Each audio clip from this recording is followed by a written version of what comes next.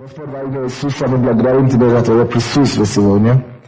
Мы просим Тебя, Господь, чтобы Ты пришел сюда сегодня, как наш учитель, чтобы Ты открывал наши духовные глаза, видеть сокровенное из Твоего Слова, чтобы Ты открывал нам сердце, воспринимать того, что Ты имеешь для нас, и улучшить Твою жизнь во славу Твою.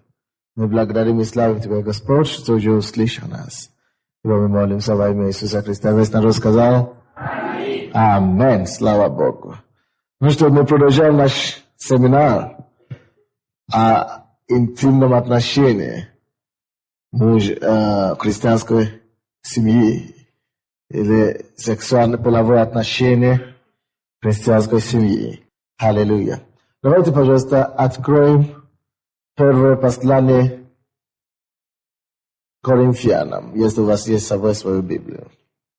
Первое послание Коринфянам, 7 главу. Первое послание Коринфянам, 7. Я буду читать с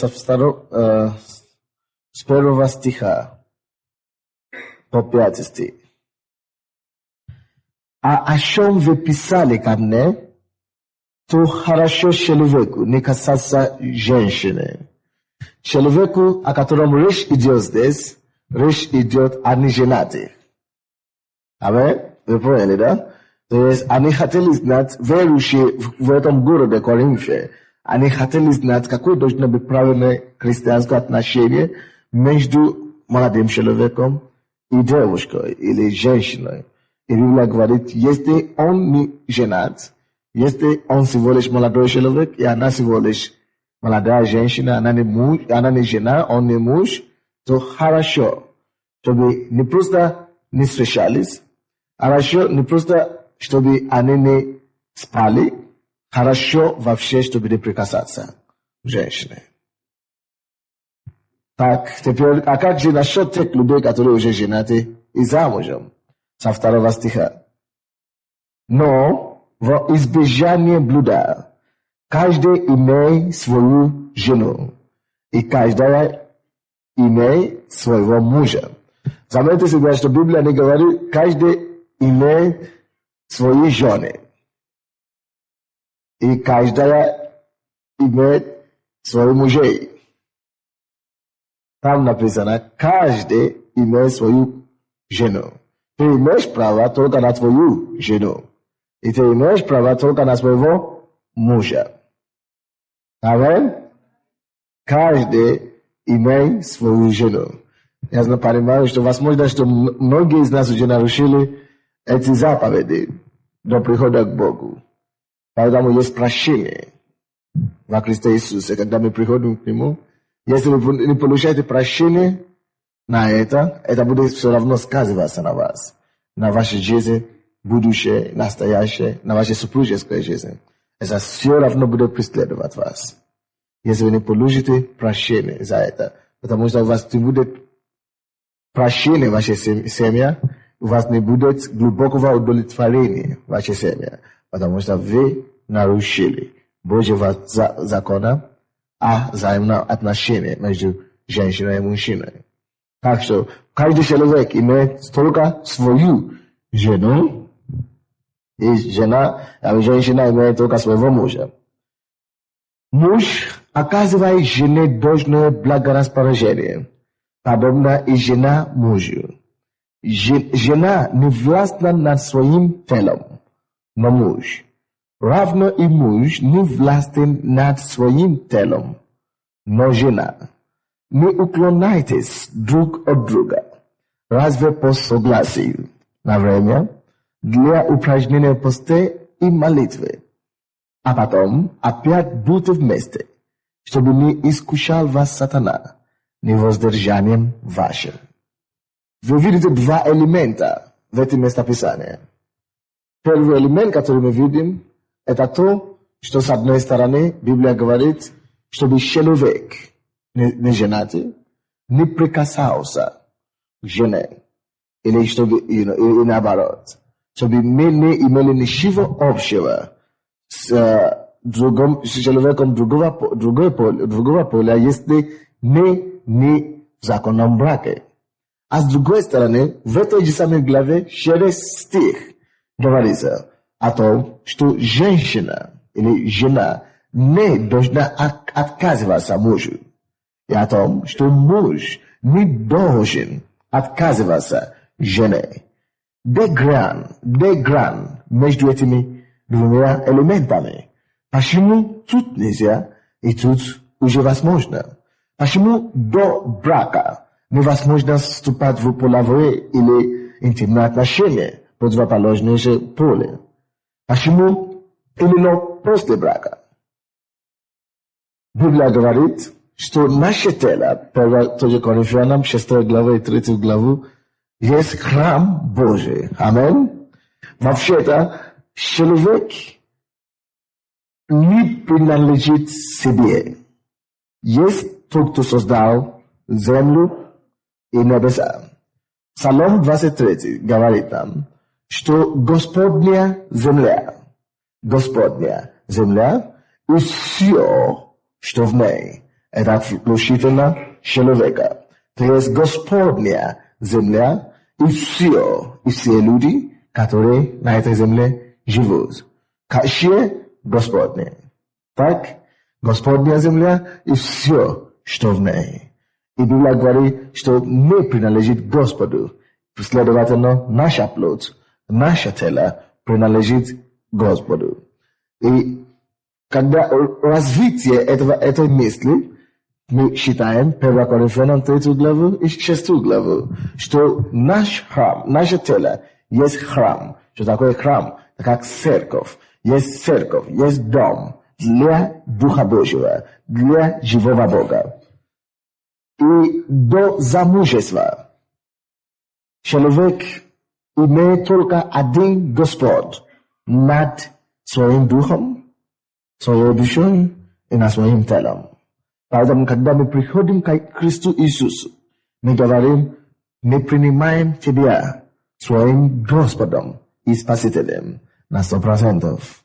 Но когда человек выходит замуж, женщина, или человек женится во время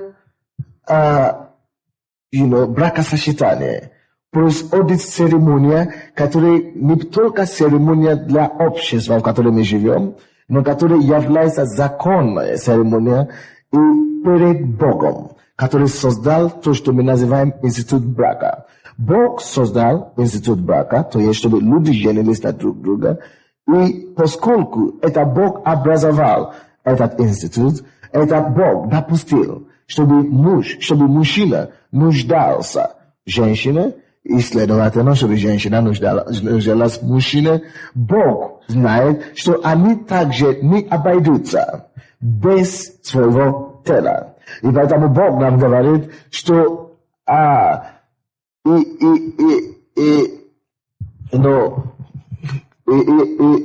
двое плоть станут одна плоть. То Бог хочет, чтобы был какой-то контакт, чтобы было какое-то взаимоотношение между плотью. Две плоти сходятся вместе, и в процессе две плоти становятся одной плотью. Это значит, есть какой-то союз, правда?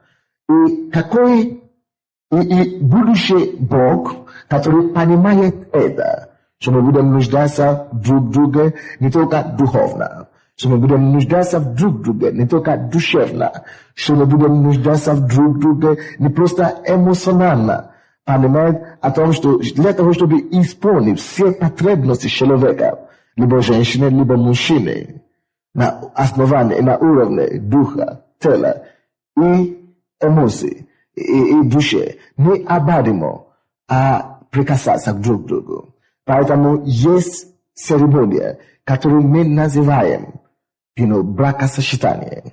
Это может быть в виде обручения или же в виде росписи в ЗАГСе или в церкви, как это называется, обручение называется. Венчание, или это может быть в виде венчания или росписи. И что это за церемония? И почему в церкви Бога Живого не принимается только то, что человек живет женщиной, или женщина живет мужчиной, как законное отношение. Почему мы говорим, что если люди не расписаны или не получили благословение, что они живут вне закона, вне Божьего благословения, потому что во время бракосочетания, либо во время росписи, или во время венчания, происходит то, что Бог делает. Я вам это расскажу. Бог приходит во время подобного случая и говорит: мужчина, до сегодня ты жил для себя, и ты имел меня как твоего Господа и Спасителя. Я имел тебя 100%. Женщина, допустим, ты жила сама по себе, и ты имела меня. Я имел тебя как, на 100%. То есть, вы помните, Библия говорит, что тело не для блуда. И чтобы воля Божья для вас, это освящение ваше. То есть, мы посвятили себя Господу. Мы жили в чистоте перед Богом. И теперь, во время брака, мы, которые из тех прав и власти, которые Бог имеет над человеком, либо мужчиной, и над женщиной, Бог делегирует некоторые из этой власти супругой или супругу. То есть, раньше я принадлежал Богу 100%. Когда я женился, Бог отдал власть над моей плоти, не только мне и ему, из той власти, которая ему принадлежала, он взял некоторые из них, ту власть, которую он имел раньше над моей плоти, он берет и обвиняет, он отдает это право, эту власть моей жене. И та власть, которую Бог имел над женщиной, над телом ее, как ее Господь и Спаситель. Та власть, которую она имела раньше, он имел раньше, он берет эту власть над ее телом и отдает эту власть мужу. Вы понимаете? То есть сейчас произошло божественный обмен. И после которого Библия нам говорит, Бытие 2 главу, вы можете считать, после подобной церемонии, 25 стих, 2 глава Бытия, мы считаем, что и были оба ноги, Адам и жена его, и не стыдились. Почему? Потому что Бог производил акт соединения. И с этим актом соединения происходит акт передачи чего? Власти. Или акт делегирования власти мужу и жене. И поэтому мы говорим, что человек вошел в законное отношение или в законный брак. Понимаете? Поэтому если человек самовольно или самозванно идет без щита власти, он просто идет и находит себя женщину, или женщина просто находит себя мужчина, и они начинают жить, они нарушают не просто природный закон, они грешат непосредственно против их создателя. Вы говорите, что кому это страшно? Она согласна, я согласен. Поймите, вы не попали сюда случайно. Человек, тот, кто создал вас сюда, если вы хотите с ним спорить об этом, он может очень быстро этот вопрос решить. Он может просто отнять у вас жизни, и у вас жизни вас пока воровать. И вы ответите перед ним там. Тогда у вас уже не будет адвоката. Только за он еще вы получите награду ад.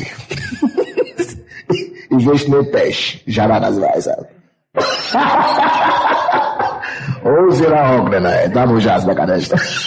Нежелательное место.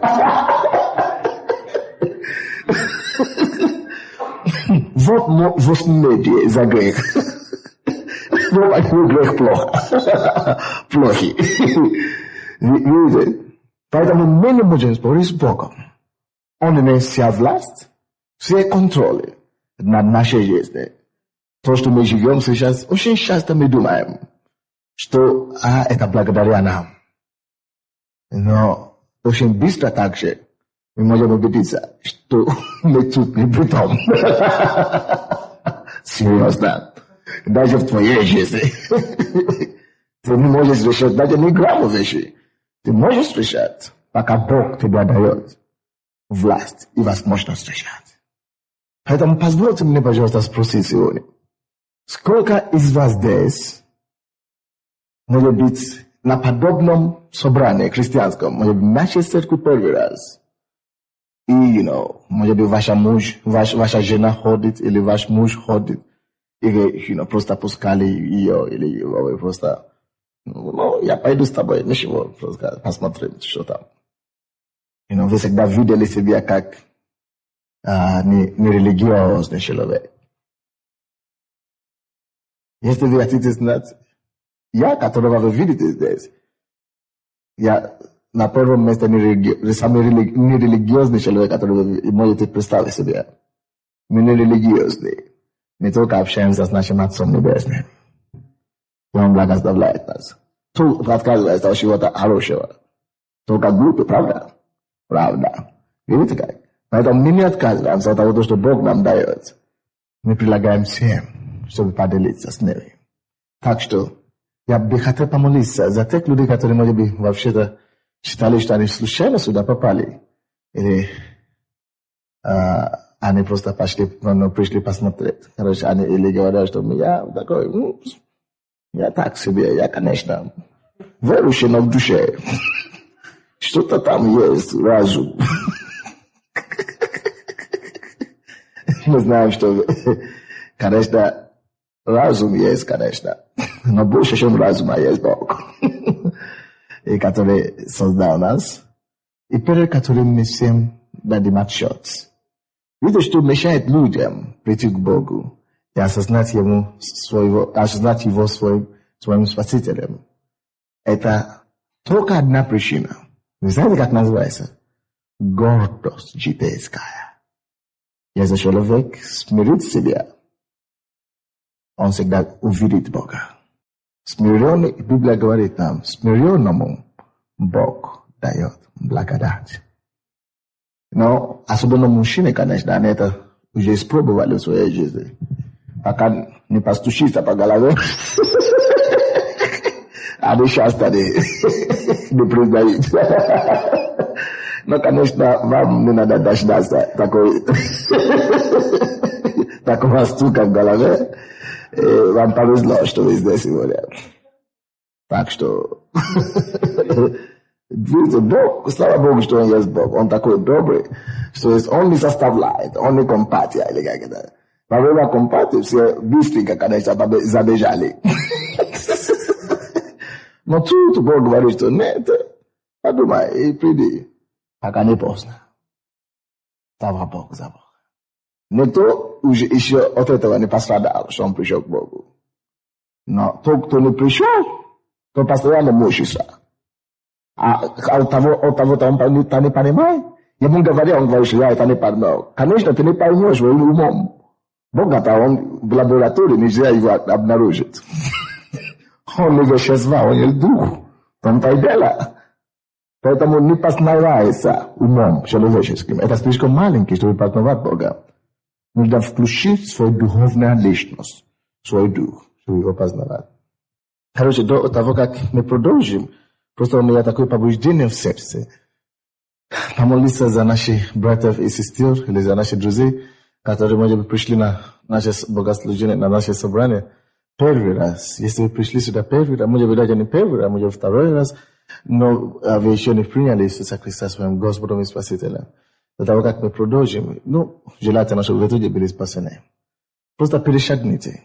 Перейдите с этого царства тьмы, с этого царства тьмы, царство света. Алло, да. Царство света, царство Иисуса Христа. Это мгновенно. Тогда уже никто уже не придется вам убедить или убеждать, что Бог есть. Потому что вы сами почувствуете его на себе. Буквально мгновение надо будет. Я, допустим, думал, что я мудрый такой. Когда я попал на такое собрание. Колледж закончил, все есть. А потом я видел, как люди разговаривают с Богом. Я понял в себе, что тут эти люди кое-что знают, которые я не знаю. Что-то такие, они получше. Но я не хотел признаваться в этом. Гордо, щитецка. Пока не получил. Пока врачи не сказали, что неизлечимая болезнь, все, умирает. А куда-то умирает, когда я не уверен, куда я пойду. А если вдруг там есть.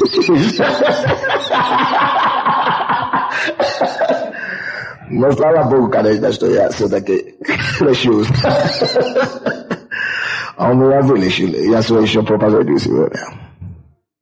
Да. Спорить с Богом. Конечно.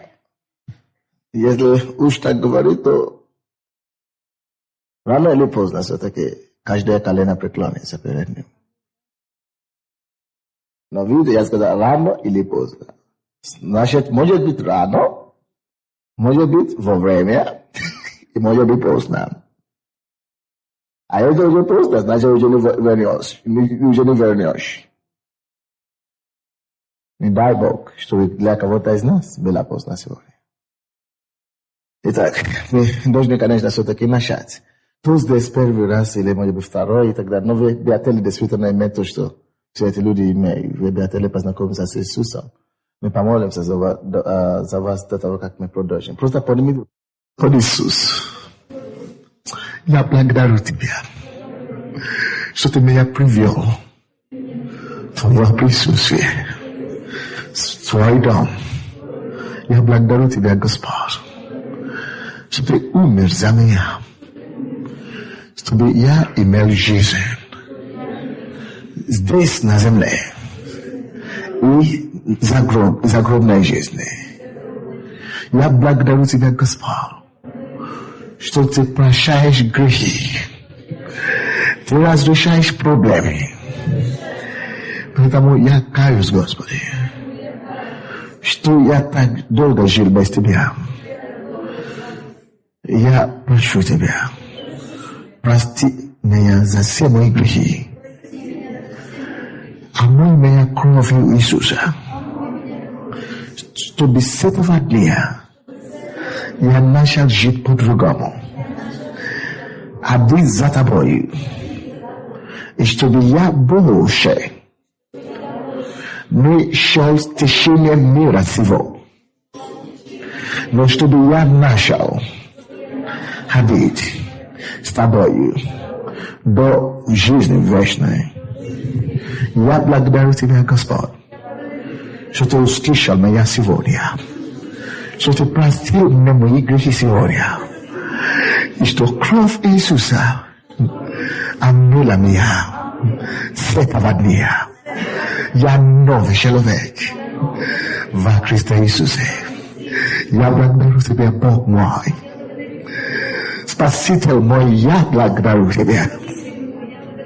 Принесу славу и благодарение, что Ты меня нашел и спас. Слава Тебе, Господь. Слава Тебе, Иисус. Во имя Иисуса Христа. Аминь. Давайте поздравим. Аллилуйя. Обнимите их радостно. Поздравьте. Братья и сестры, сзади впереди. Поздравьте людей возле вас. Слава Богу. Мы рады за вас. Пускай Господь вас благословляет. Слава Богу. Слава Богу. Теперь то, что вам надо делать, это у всех вас есть Библия, да? Или Новый Завет, что-то подобное. Все есть, да? У всех есть. Начните читать, познавать. Конечно, если вы начнете из Ветхого Завета, Старого Завета, да, То я сразу вам скажу, что вы многого не поймете отсюда. Вам надо сначала начать с этого Нового Завета. Там более понятно такое. И это, во-первых, то, что вам надо начинать делать. То есть через Слово, через Библию Бог начнет говорить с вами, общаться с вами. Кроме того, вам надо начинать... я всегда все молились, все, абсолютно все молились. Я даже слышал, что и Хрущев, и Сталин, даже Ленин, все молились, когда плохо. Когда мужику, как у вас говорят, когда мужик со стороны что-то молится, как Господу призывает. Ага, пока что давай. Пока гром не грянет, мужик не перекричит. Молодец.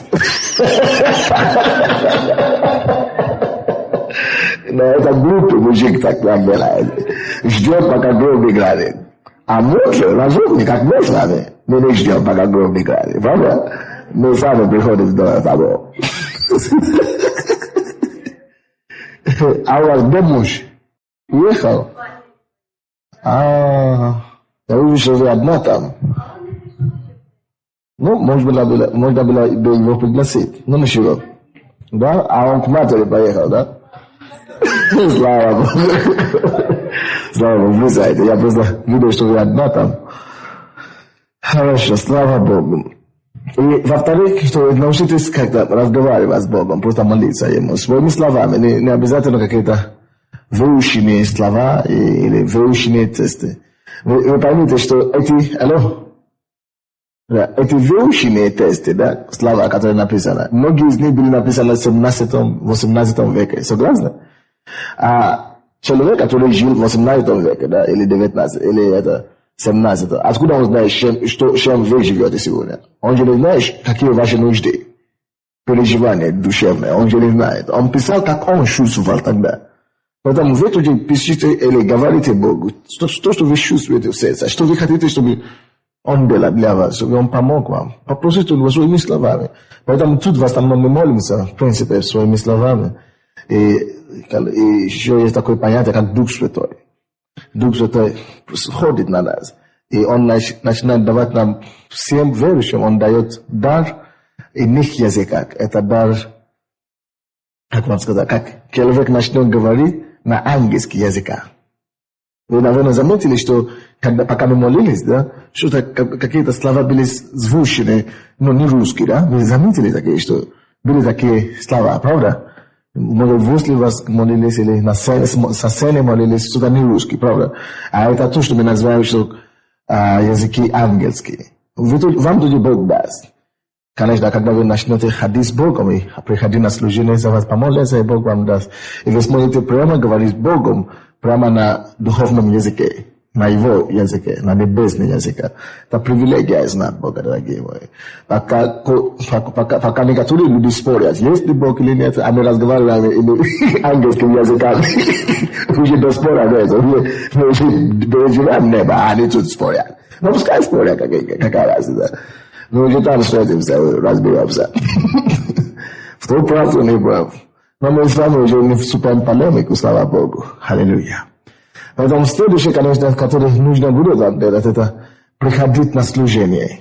Я не знаю, вам сказали, где мы собираемся. Мы здесь не собираемся, в принципе, это только на семейные. Вы все знаете, где мы собираемся, да? Вы знаете, да? А сзади там, вы знаете, где мы собираемся? Да, это там в Королево, недалеко отсюда, 5 минут отбей, по-моему. Вот, на Королево, и 10 часов утра, и послезавтра, это по воскресеньям, да, 10, 14 и 19. 19 это уже для людей, которые нуждаются в исцелении и так далее. В основном так люди ходят с утра, может быть, 10 утра или 14, и по четвергам еще. 19. Добро пожаловать. Вы уже считаетесь как бы уже членами счастью этой церкви, так что вы можете приходить как к себе домой. И вам помогут найти домашние группы, чтобы в вашем районе вы могли сообщаться с верующими. Слава Богу. Короче, то, что мы говорили с вами, вы уже поняли это, да? Что Бог часто, когда человек женится, почему это необходимо? Потому что тут Бог делегирует власть. То есть Он передает та власть, которую Он имеет над женщиной, мужу, так? И та власть, которую Он имеет над мужем, Он передает кому? Жене, так. И не просто женщине, женщин много, а жене. Поэтому здесь написано, первое послание Коринфянам, которые мы читали. Если у вас есть Библия, откройте, пожалуйста. Коринфянам, которые мы читали с вами. 7 главу. Муж оказывает жене должное благорасположение. Так? Подобно и жена мужу. Что это значит? Я вам хочу сказать, что здесь речь идет о сексуальных взаимоотношениях. Муж должен, видите слово, не может, не советуется, а должен оказывать жене должное внимание и расположение. Так. И жена также должна оказывать мужу должное благорасположение. Жена не властна, почему? Потому что жена не властна над своим телом, но муж. Понимаете, почему? Я уже вам это объяснил. Потому что Бог во время обручения дает власть на плоти жены кому? Мужу и следовательно и другому также. Вот. Библия говорит, что когда вы уже вышли замуж или женились, что муж теперь уже не властен над своим телом. Очень часто мужья говорят, что я телевизор хочу смотреть, да, ты, слишком много хочешь, иди отсюда, иди спи, это самое. То это человек, который так говорит. Он не благоразумный, он не мудрый, он не понимает, за что такое семейная жизнь. Он только туда попал, но случайно. Да, он не разбирается. Потому что если бы он знал Слово Божие, он бы знал, что Библия говорит, что теперь ты как муж, ты уже не властный над своим телом. Твоя жена имеет право не просто требовать, а то, что она хочет. Она имеет право. Да, и наоборот. То есть, жена не может говорить, что там мне не нравится, ты что-то как... Очень многие жены обвиняют своих мужей в том, что они как агрессоры. Как это у вас называется? По-русски я не знаю. Но есть такое. Обвиняют мужей, что он как вампир или как. Да, если он вампир, молись, чтобы Бог тебя укрепил.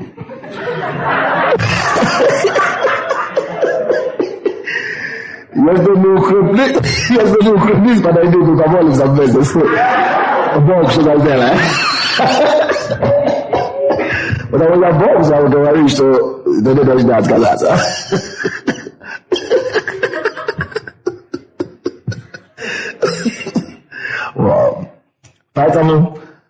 Потому что тело жены, это не ей принадлежит.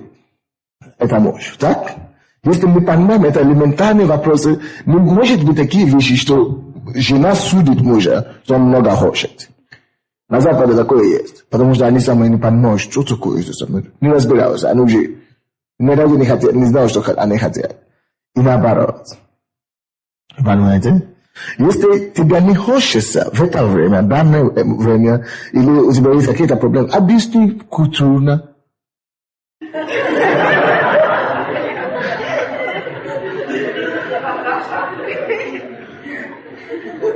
Ну что, не хочу. Ну, открой, поэтому Бог нам дал язык. Открой уста и говори, объясни нормально, логически. Аминь. Потому что есть очень многие люди, которые, да, жены, мужья и так далее, они не хотят говорить об этом вопросе. О каком? То есть об интимном отношении. Они не хотят, не любят говорить, им даже стыдно. Они ждут, когда они ждут, когда мы попадут туда, за небо. Что тогда все будет ясно. А тогда, за может быть, вам еще не сказали, что перед тем, как мы попадем туда, что мы изменимся. То есть тело, останется в круге тела, то я буду тебя узнавать. И ты будешь тут меня сразу, ты меня узнаешь. Буду ходить в любом раю. Но это тело качественно изменится. То есть то тело будет то же самое такое, по облику такой же. Но потребность качественно изменяется, поэтому не будет уже такой потребности, как сексуальная. То есть то, что Бог дал вам генетические органы, да, женские мужские, это для употребления на земле. Так что если ты не воспользуешься, то забудешь.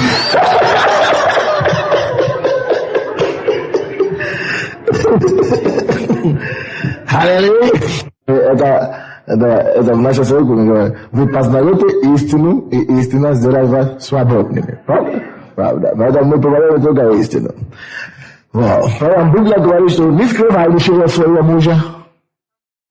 Потому что муж или жена не властна на своей плоти. На своей плоти. И наоборот. И поэтому, даже если вы скрывали раньше, все, мы раскроем здесь все сегодня. Потому что у меня есть картина здесь, я принесу скоро.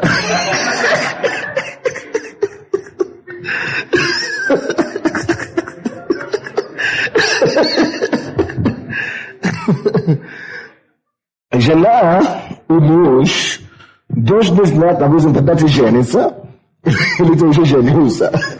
Говорят, что интимные отношения для тебя, как мужа, или для тебя, как жены, и ты не знаешь, что там заключается, что там туда входит.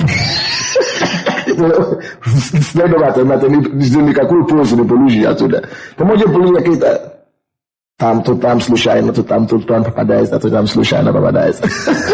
Но постоянно копаться туда и получить того, что Бог хочет, мы уже доказали. Поэтому, если вы первый раз, наверное, вам не понять. Но мы уже в прошлый раз говорили об этом, что Бог создал секс не только для рождения детей, так мы уже решили этот вопрос, ладно?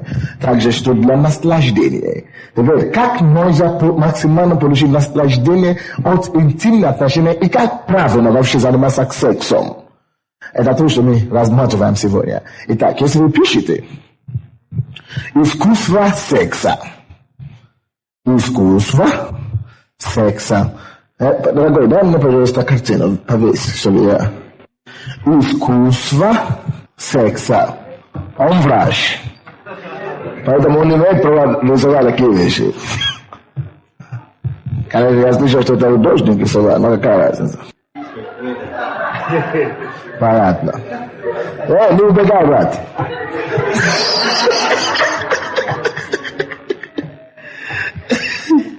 Так. Искусство секса. Для чего Бог сотворил секса, интимные отношения? Если вы хотите знать, это интересно. Для того, чтобы достигать максимальной гармонии. Максимальной гармонии между мужем и женой. А также знаете, что секс – это вещи, самые последние уровни выражения любви между мужчиной и женщиной. Самое высокое, эмоциональное, самое высокое выражение. Вы можете, как ты хочешь выражать любви друг к другу, вот так. Все будет понятно, но не до конца, пока у вас не будет секса. Между женой, мужем и женой, это есть самое, то, что Бог это самое образовал, самая высшая степень выражения любви друг к другу. И в этом процессе, поэтому Бог говорит, что двое станет одна плоть, так? Именно в этом процессе, именно через секс, человек обвиняет между супругами кровь. Ваша жизнь перемешается через секс. Поэтому это не шутка, дорогие мои. Жизнь перемешается. Кровь перемешается во время секса. И поэтому именно через секс можно передавать самые страшные болезни друг другу. Потому что этому смотреть с кем ты, слава Богу, что вам это уже не грозит, конечно. Я ты смотрю, с кем ты спишь, но вы уже только со своими супругами, конечно. Аллилуйя.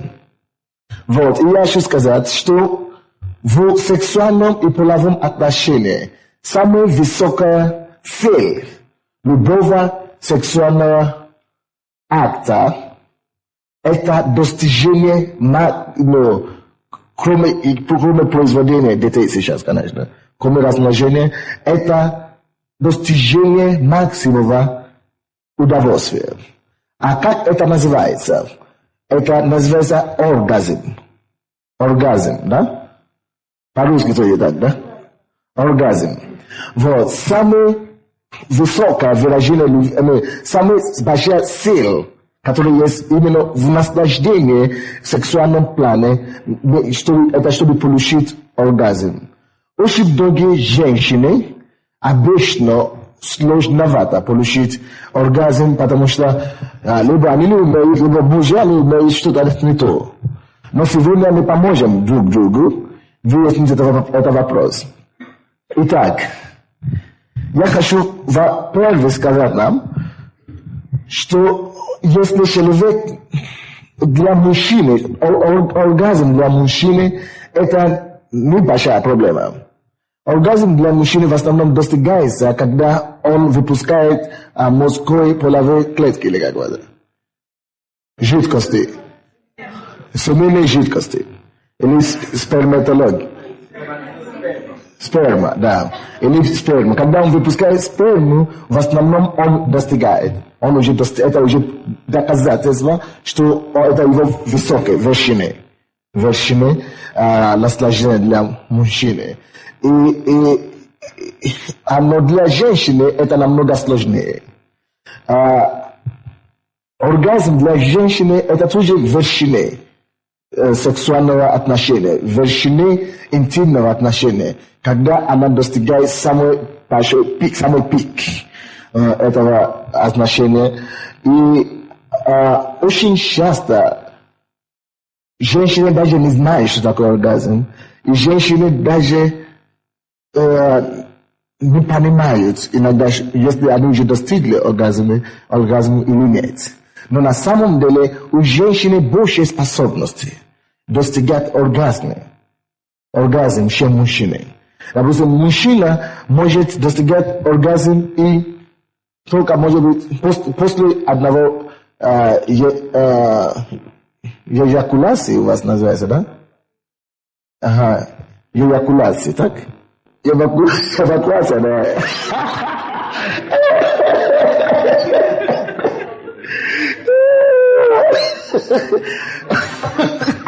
Эвакуация, это когда что-то связано с самолетом.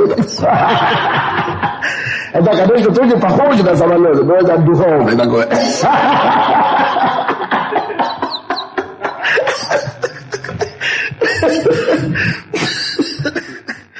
Короче, еще, не будем. Эякуляция, это когда мужчина выпускает это семенные жидкости или спермы. И после эякуляции обычно мужчине потребуется от 10 до часу, но от 10 до 60 минут разные, чтобы прийти к себе опять. Но в процессе одного акта, допустим, женщина может достигать оргазм, может быть, несколько раз, от 1 до 5 раз, может быть, даже иногда больше у некоторых женщин. Конечно, это тоже зависит от длительности оргазма. Поэтому, если женщины найдут способы достигать оргазма, и они поймут, что такое достижение оргазма, и они с мужем, поэтому каждый муж и жена, вы должны изучать этот вопрос очень глубоко между собой и научиться получать, достигать оргазма, особенно женщины. Если женщина научится достигать оргазм, то она будет способна получить максимум наслаждения в земных отношениях, именно интимных отношениях. Это очень важно, чтобы вы научились это. И притом она может получить это в течение одного акта несколько раз. E pamogat ishio mujo itinade ishade ele chetele raza. Este cadești la coate siluri. Amen. Я, к сожалению, когда я был студентом, да, я не гулял, конечно, я не был с русскими или с другими женщинами, но я был верующим. Но когда я жил в общежитии, да, я слышал разговоры между студентами, потому что мы жили в общежитии иностранцев, там очень много девушек. Это как паломка это было. Или как у вас? Паломничество. Они все хотели попробовать иностранцев, особенно африканцев. Вот. И женщины всегда говорили, эти девушки, женатые женщины, ходят в общежитие за студентами. Это мне было очень странно, потому что многие из них, потому что они не знают, что такое вершины сексуального отношения. Они никогда не попробовали, никогда не испытывали оргазмы. Они никогда не испытывали наслаждение в сексе. И очень многие из них фригидные. И они хотели, чтобы иностранцы их разбудили. И очень много грязи в миру. Это мир. Слава Богу, что Бог нас избавил оттуда. Аминь. И я слышал очень многие эти вещи, но мы не должны позволить себе, чтобы такая картина или такая картина существовала в Церкви Божьей. Если оно есть, давайте поговорим, лицо к лицу, откровенно, и решим этот вопрос для себя. И зададим вопросы, если что-то непонятно. Чтобы, если Бог нам это дал, если Бог это вложил в нас, тогда давайте будем научиться у Него, не у мира, не у Голливуда, не у каких-то фильмов, как у вас называется, порнографических фильмов, не у картин какие-то смешные, а в церкви, у того, кто создал это отношение, во-первых. Без извращения всяких. Поэтому давайте посмотрим, как, особенно, поэтому я не буду останавливаться особенно на то, как привести мужчину к оргазму, потому что это без проблем. Каждый мужчина способен, если вообще он способен к чему-то делать, он должен это уметь делать. Просто, если у него этого нет, у него не было нигде ничего, значит, он, как у вас, импотент, да. Так что, если мужчина может, то он достигает оргазм. А женский оргазм можно делить на два вида достижений. Два вида достижения оргазма для женщины. Пишите себя, не стесняйтесь об этом. Вам придется учить ваших подруг. Первый вид достижения оргазма для женщин называется клиторальный оргазм. Клиторальный оргазм. Второй вид достижения оргазма для женщины – это вагинальный оргазм. То есть, обычно это называется как по-русски все это половой орган женщины. Влагалище, да? Так.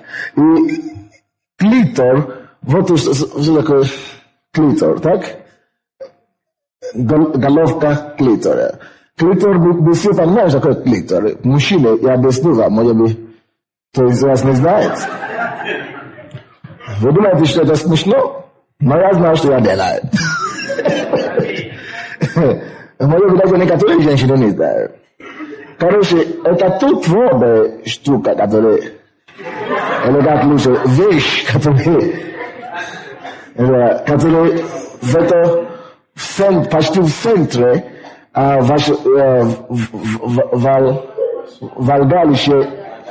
влагалище женщины. Вот. Это твердое там, и я вам скажу, что это. Наука, медицинская наука уже делала исследование, чтобы знать цель и для чего все-таки Бог создал клитор для женщины. И выяснили, что оно не надо вообще для существования женщины и для ее способности быть матерью.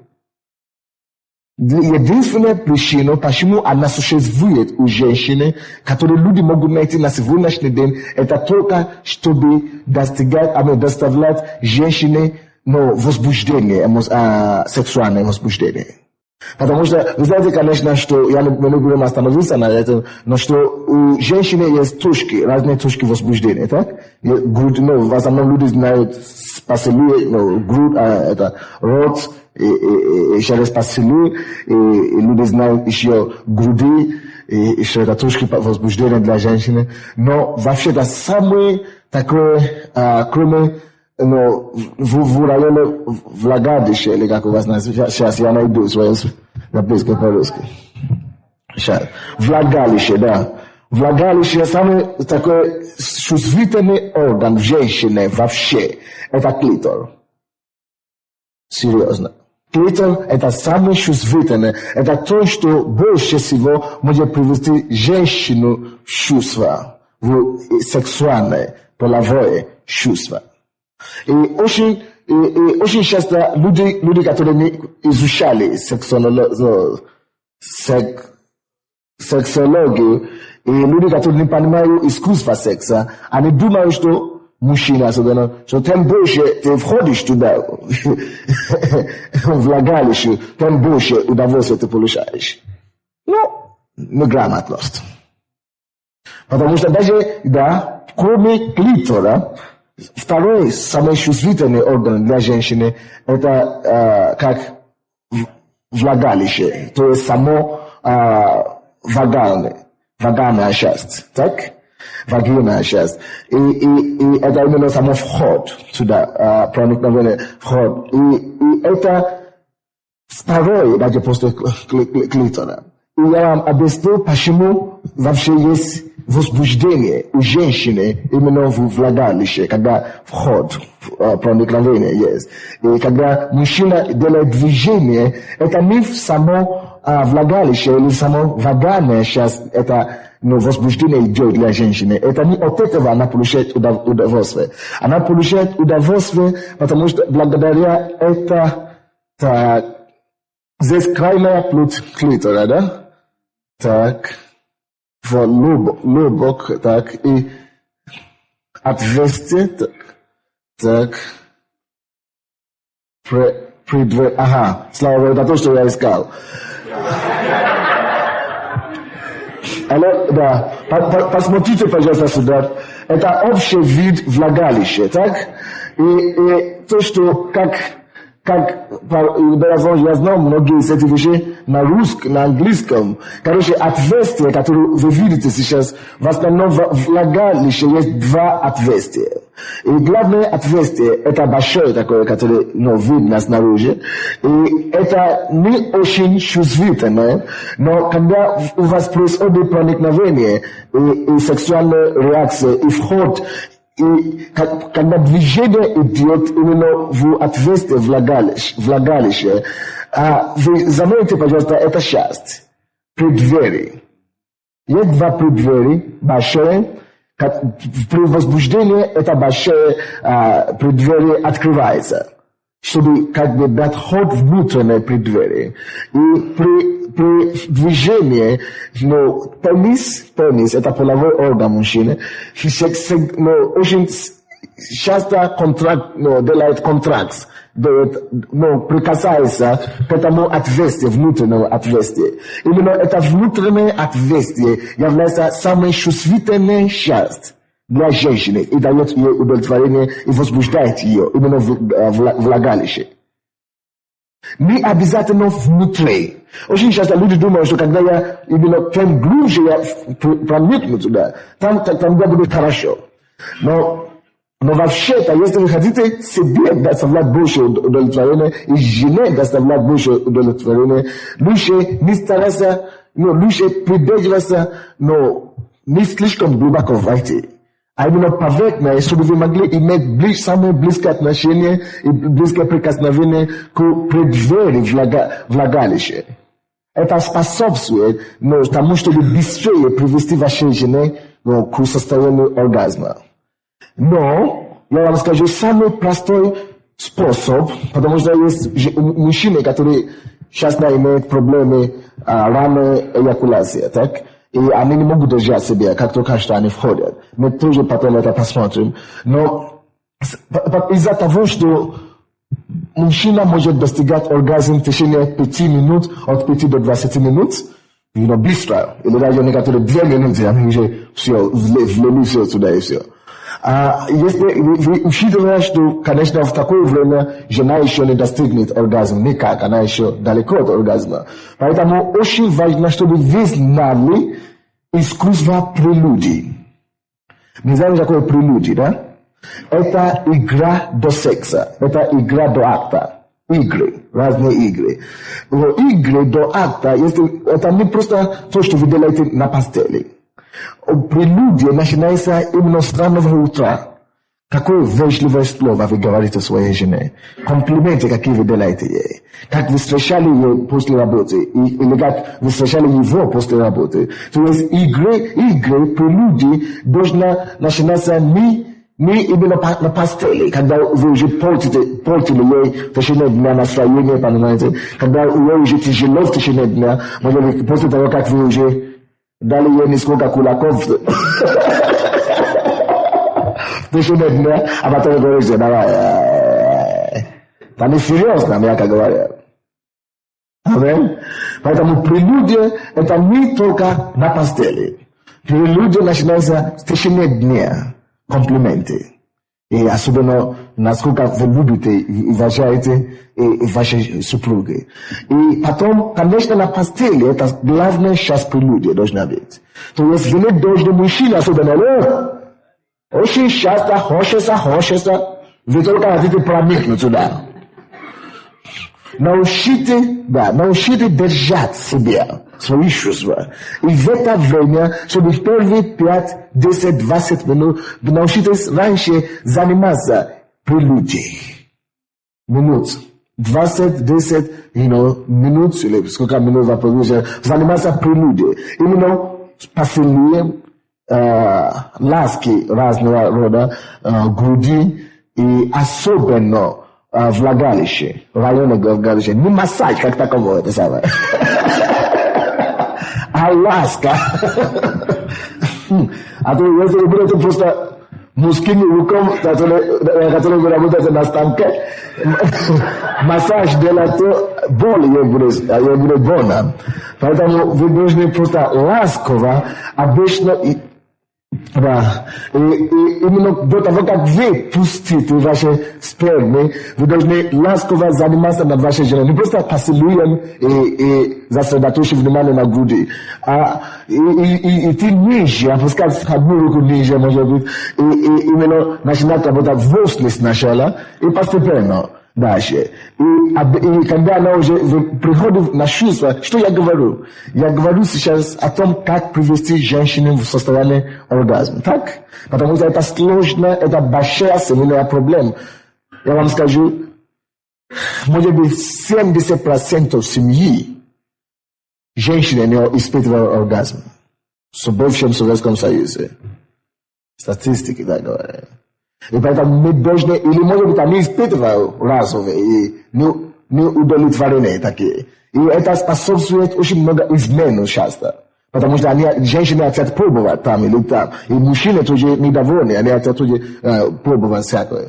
Но если мы говорим, что Бог сотворил это, и Бог может больше, чем чего-то нас научил. Кто научил Авраама, Адаму и Еве? Вы думаете, что это Голливуд? Или телевизор? Это Бог научил им. Кто-нибудь слушает меня сегодня? Вот, поэтому научитесь пользоваться за то, что у вас есть. И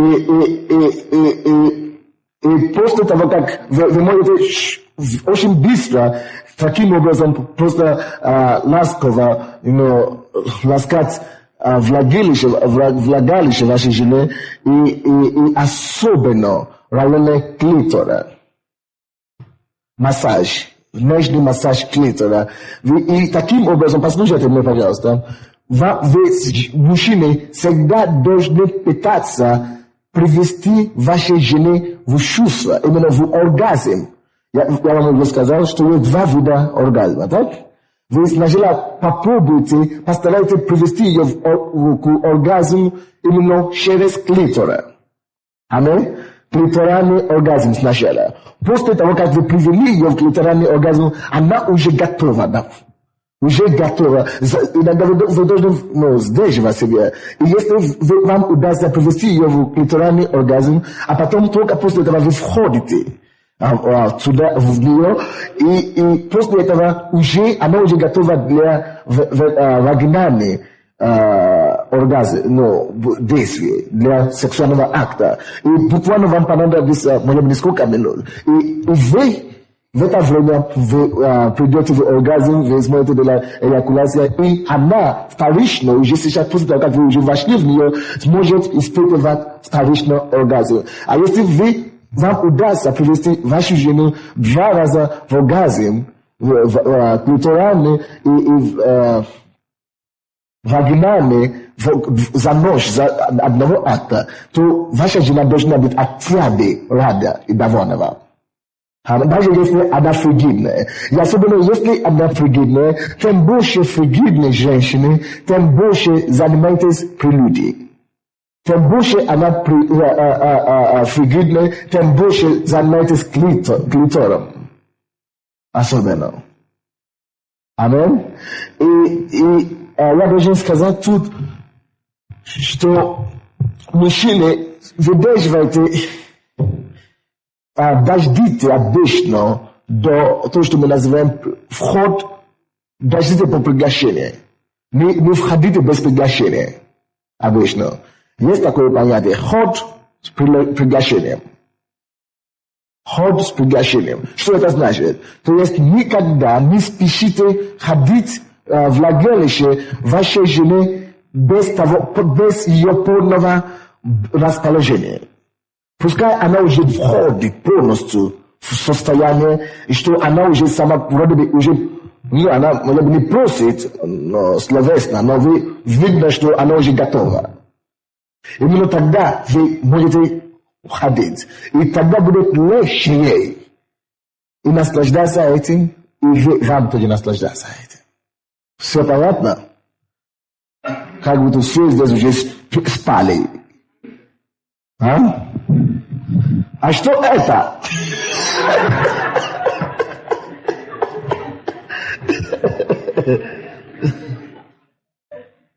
Это мужской половина мужчины. Не похоже? Не похоже. Это Библия говорит, тело полового члена. Не Библия, это там написано. Что касается женщины, у вас не очень много сложной работы. Чувствительный орган у мужчины не очень так много. Есть вот тело, есть у него хорошее телосложение. И есть в основном его самый чувствительный орган, это просто его половой орган. И особенно его пенис. Пенис, вы все знаете, по-моему. Вот это то, что длинный такой. Вот это самый такой чувствительный, возбуждаемый член. И это в основном делится на, можно сказать, 3 части.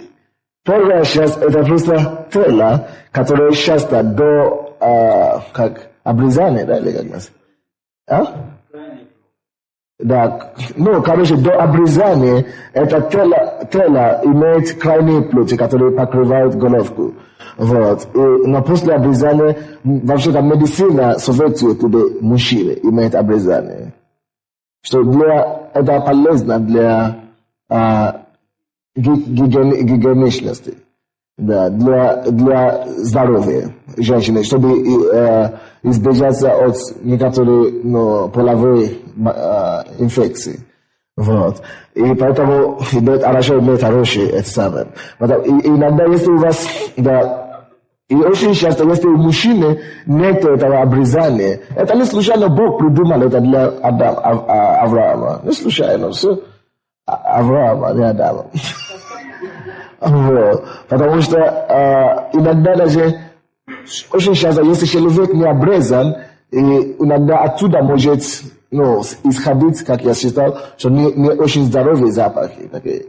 И нужно постоянно, хотя бы раз в день мыться обычно. И, конечно, женщины тоже особенно, по-любому, вам необходимо быть осторожны, потому что очень многие мужчины толкают, очень многие мужчины, но они толкают тот факт, что мужчины очень особенно 2 раза или 10 раз более чувствительны к запаху, чем женщины, особенно половые, которые исходят из половых органов. И женщины, если ваш муж отвергает вас, заметьте себе это, мужчины толкают очень сильно запах, который идет от половых органов, женщины особенно. И я помню, когда я еще был в миру, у меня была одна девушка, которая постоянно, по-моему, 4 раза принимает душ каждый день. Говорю, что с тобой? И у нее было, по-моему, где-то около 200 трусы или такие. Она меняет каждый раз. Я говорю, что такое? А она мне говорит, для женщины, если она не принимает душ 2 раза в день, она не чистая. И я думал, это интересно. И оказывается, что одна из безжала это запах женский, чтобы я вообще очень хорошо заботилась о себе. А потом я начал изучать литературу, и я видел, что это играет немало роль для мужчины. Запах он может это делать, но побыстрее он молится, чтобы закончили. Он уже не ждет тебя, понимаешь, пока ты придешь в орган, он убежал.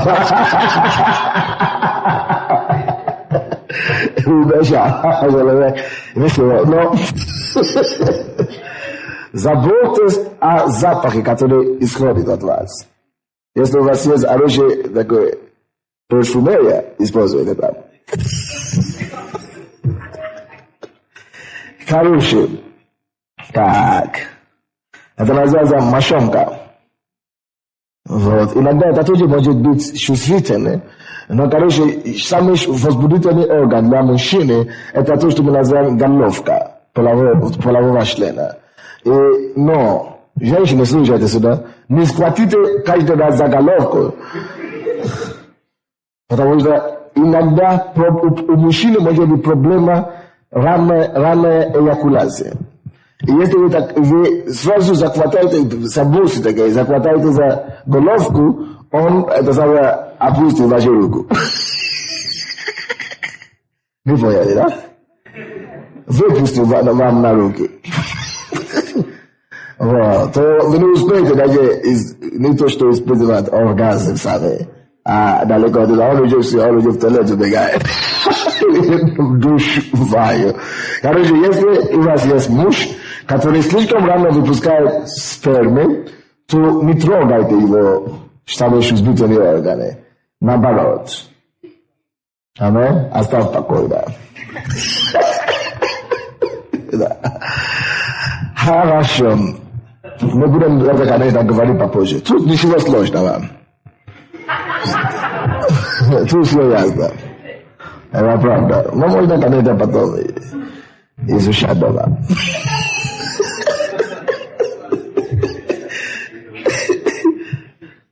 А? Так. Я хочу вам сказать, самый чувствительный части из эрогенной зоны. И что делать фригидной женщине? Мы все понимаем, что такое фригидная, да? Фригидная женщина, мы понимаем, что это значит? Это женщина, которая не возбуждается легко, тяжело возбуждается. И женщина, которая не проявляет активные сексуальные реакции. Я бы советовал таких мужей, чтобы они больше уделяли внимание своим женам. Фригидность часто приходит от воспитания или от душевных ран, или от, может быть, изнасилования или ранного, что-то подобное, или из-за плохого отношения мужчины к ним в прошлом, или просто боязнь к страх половому акту. То есть, может быть, их воспитывали так, чтобы думали, что это нечистое что-то. И если вы хотите привести вашу фригидную жену в чувство, прежде всего, вам необходимо научиться относиться к ней получше. Вы меня слышите?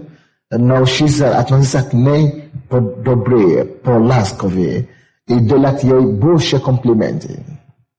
И именно говорит о том, что она, делать ей больше комплименты в течение дня. И когда и проводить больше времени в прелюдии. И это, вы можете говорить, что я ее посажу за телевизором, пускай она смотрит. Это очень часто фригидные женщины это просто раздражает. Потому что обычно то, что мы видим по телевизору, это всего лишь искажение, и женщина это чувствует боль от этого, что не любит. Потому что очень часто там это не игра все-таки, то, что мы видим по телевизору, это фильм.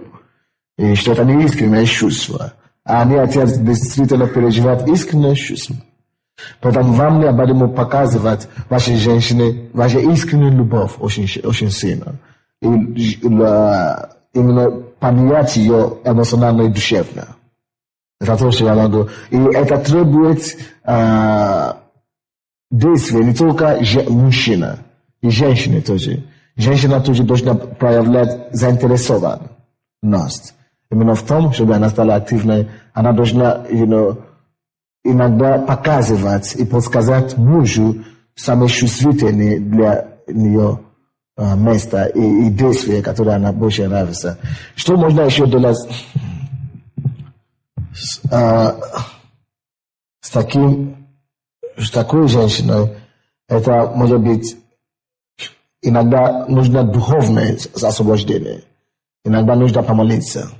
И вы не бойтесь подходить к вашему пастору об этих вещах, может быть, есть другие церкви. Вы не бойтесь просто рассказывать ваше семейное положение вашему пастору. Бог поставил его попечителем вашей души. И вы помолитесь вместе. Это даже более надежно, чем экспертов. Иногда. Потому что Бог может разбудить того, что эксперт не разбудит. Аминь. И другие проблемы, которые у нас есть в половые отношения, это проблемы, которые связаны с мужчиной. Самая большая проблема мужчин – это ранняя эякуляция. И есть разные способы, как можно освободиться или излечиться от этого. И я думаю, что это было бы хорошо завтра начать это. Я начну с этого завтра. Но сегодня я просто еще говорю о положении в половом акте. Есть разные положения, которые муж и жена могут выбрать себе, но потому как им благоразумеется, как им хочется, как им лучше. Есть разные положения, которые доставляют разным людям разное удовольствие. Аминь. Это очень ваше внутреннее дело. Бог уже дал нам один большой закон о том, что жена не имеет власть на своем плоти, и о том, что муж не имеет власть на своем теле. И что необходимо делать здесь? Это просто, если я начну говорить о положении сейчас в половом отношении, то их слишком много, их около 30 положений. Не обязательно, что вы должны менять до 30 каждый день, но вы должны просто знать, какой самый подходящий для вас, какой дает вам больше удовлетворение жене, мужу, взаимоотношения. Но я бы хотел вам советовать, чтобы избежать скуки, да? Скучности. Однообразие, чтобы избежать однообразия в половом акте, вам необходимо со временем и время от времени менять положение при половом акте. Вам необходимо иногда, кто хочет, чтобы разные входы и выходы есть. Кому как нравится. Это внутреннее дело каждой семьи. Вот. Кто-то любит сидеть, кто-то любит сзади, кто-то любит стоять, кто-то любит... разные есть. И вы пробуете все, чтобы, если вы не пробуете что-то, вы не будете знать, что вам нравится. Кто-то мне говорит, что кто-то я слышал какой-то скандал в Донецке, там есть церковь такая, слово «жизнь» называется. И здесь в Киеве есть один американец и жена, которые написали книгу «Как быть мужчиной Божией и женщиной Божией». И там написано, что какие-то только прямолинейные отношения или что-то подобное. Стромберг, да. И у нас недавно, 2 недели назад, я собрал, Бог мне побудил, собрать пасторов, ведущих служителей Украины. И как раз я пригласил этого Стромберга там. А тот пастор из того города, из Донецка, он зажег все книги из Стромберга. Он говорит, что там внизу, это там плоское взгляд. Короче, они были, да, вражде такие. И чтобы это вас не отвлекало. Да, спасибо, да. Вот, и они встретились у меня в офисе. И я говорил им, что у вас вражда, как два проповедника могут враждать, держаться между собой. И этот Стромберг начал говорить, что он не продает мои книги, он ждет мои книги и так далее. А он говорит, что он ерунду там пишет и так далее. Я говорю, что с вами, какая проблема? И они мне говорят. Я говорю, об этом. Кто-то мне тоже звонил и говорил, что они читали эту книгу, да? И говорил, что правда ли это или нет. Если нельзя, чтобы мне тоже перестали. И я спросил у Стромберга, неужели ты так думаешь? Он говорит, что нет, мы просто так написали, как мы делаем. Оказывается, что нету библейского подтверждения для этого. Они говорят, нет такого, конечно, такого нет, просто их мнение они писали там.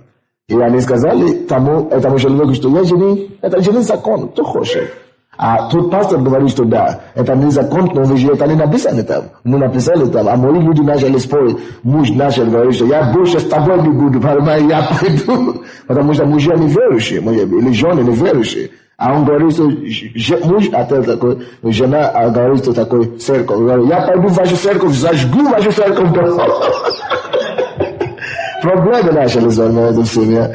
И поэтому они... Да, проблемы могут начать закрывать вопросы. И потом они покаялись между друг другом, что это просто, мы не знали, это наша точка зрения и так далее. То есть положение, это уже ваше внутреннее дело. Аминь. Никакой проповедник не имеет права вам говорить, что только отсюда войди, сюда не выходи и так далее. Как у него есть своя жена, пускай он экспериментирует на своей жене. Скажи ему, что это моя жена, это мой муж, замужний проповедник. И мы еще говорили насчет противозачаточного средства. Мы об этом поговорим завтра, да? Хорошо? И об эякуляции тоже поговорим завтра, как можно предотвратить рановой эякуляции и так далее, как можно держаться подольше, короче. И проблемы средства противозачаточного. Вот. Завтра посмотрим эти вопросы. И, короче, вроде бы это Стромберг говорит, что вроде бы нельзя или что-то такое. Да, а там он говорит, что он это не написал в этой книге. Я не знаю, кто считал, что нельзя. Там не написано? Да, он говорит, что он такое не написал. Просто семьи. Да, это то, что они пишут. Но это не Библия, это нету. Да, они мне сказали, что то, что они привели, из песни, там же не было акта. Там просто муж и жена смотрят друг другу на лицо, так, говоря себе комплименты. Это же не акт. Человек просто может, что он хочет. Чтобы писать, чтобы оправдаться. Вот, короче, вопрос какой? Мы уже закончили сейчас, да? Да. Обреза нет. Образа. Влияние. Да, в основном нету особого такого разницы. Но если, допустим, мужчина, такой человек, который не может прийти быстро в эякуляции, да, не может достигать эякуляции, если он обрезанный, то это легче ему, потому что его головка чистая, она открыта, и она более чувствительна будет. Эякуляция, она очень редкая, но существует. Я помню, однажды в офис пришла женщина, которая убежала из дома, от мужа. Что случилось? В основном наоборот бывает, что женщины всегда...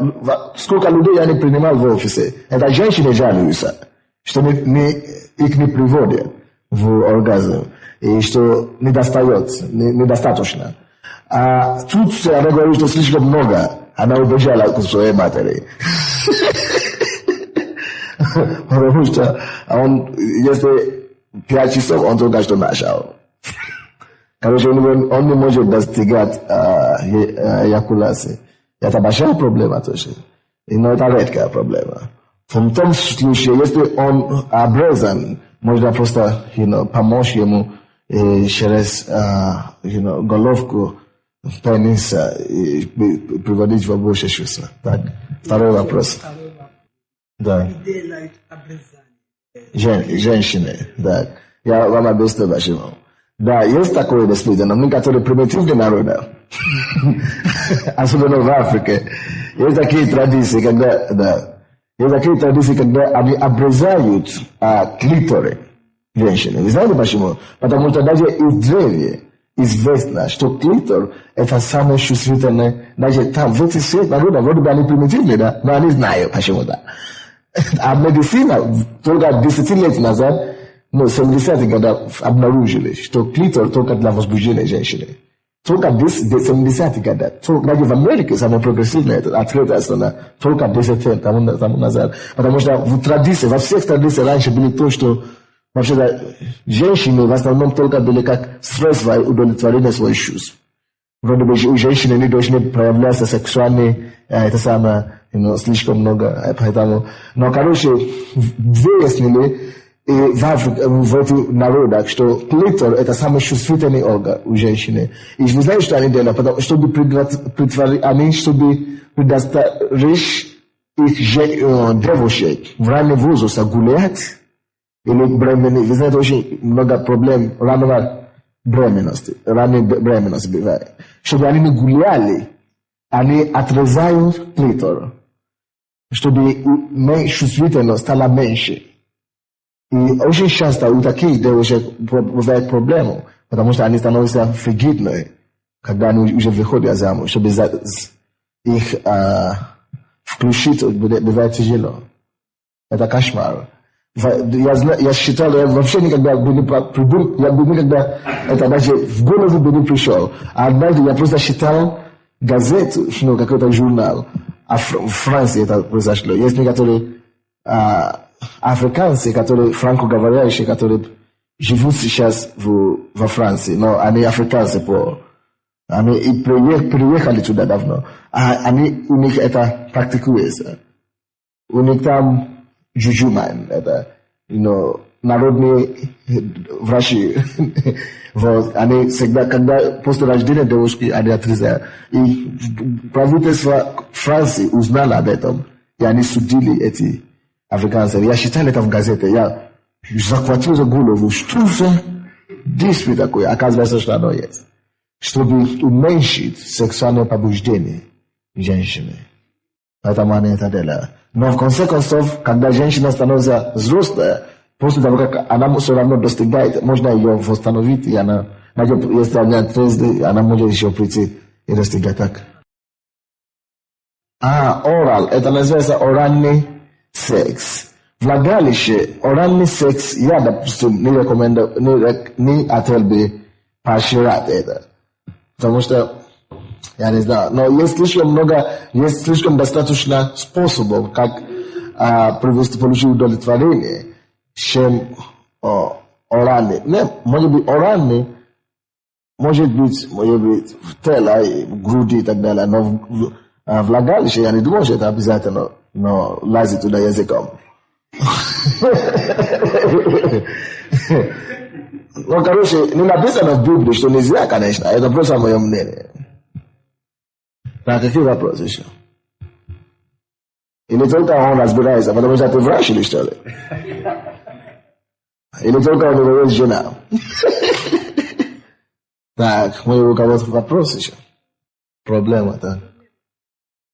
Да, есть запретные способы предохранения. И я завтра буду полностью говорить о предохранении и способы, которые я думаю, что не желательны для христиан. Это есть способы предохранения, которые уже после зачатия, после сочетания яички, да?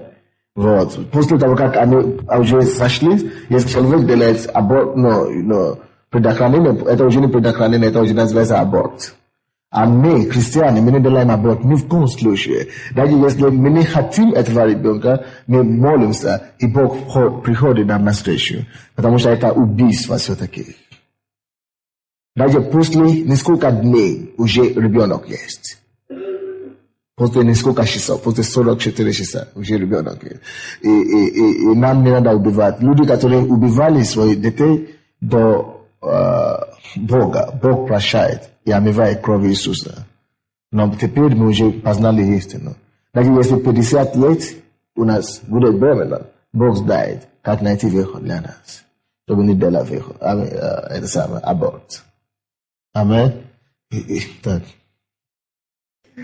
Очень хороший вопрос, да? Очень хороший вопрос. Это хорошо, потому что очень многие уже читали разные литературы. Это такой же вопрос, как